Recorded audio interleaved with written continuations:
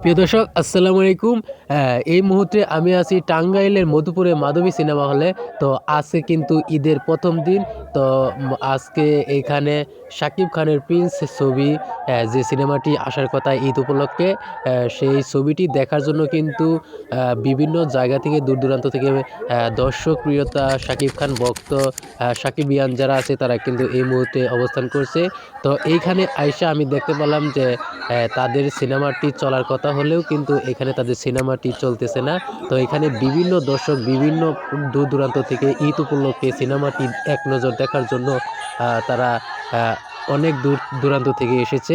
তো এখানে এসে দেখে যে গেট বন্ধ, মানে ছবিটি চলতেছে না। তো এখানে তারা বিভিন্ন কথা বলতেছে যে, "কেন ছবি চলবে না?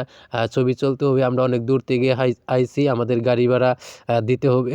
তো এইরকম কিন্তু ঝুঁকি বা সাধারণ মানুষের দর্শকেরা কিন্তু কথা বলতেছে। তারা কিন্তু উত্তেজিত হয়ে গিয়েছে ছবিটি দেখার জন্য। তো কৃতপক্ষরা বলতেছে যে, "আর ১ ঘন্টা পরে চলবে, আর ২ ঘন্টা পরে চলবে।" এভাবে ৩-৪ বার কথা বলার পরেও তাদের কথার সাথে মিল হচ্ছে না।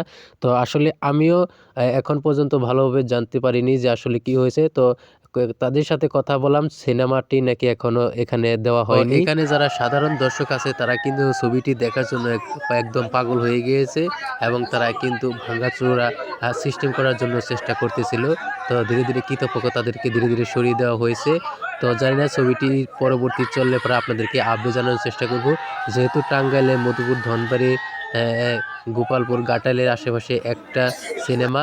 তো সেই হিসাবে এখানে অনেক দর্শক প্রিয়তা কিন্তু আসছে ঈদ উপলক্ষে তাদের প্রিয় নায়কের ছবিটি দেখার জন্য।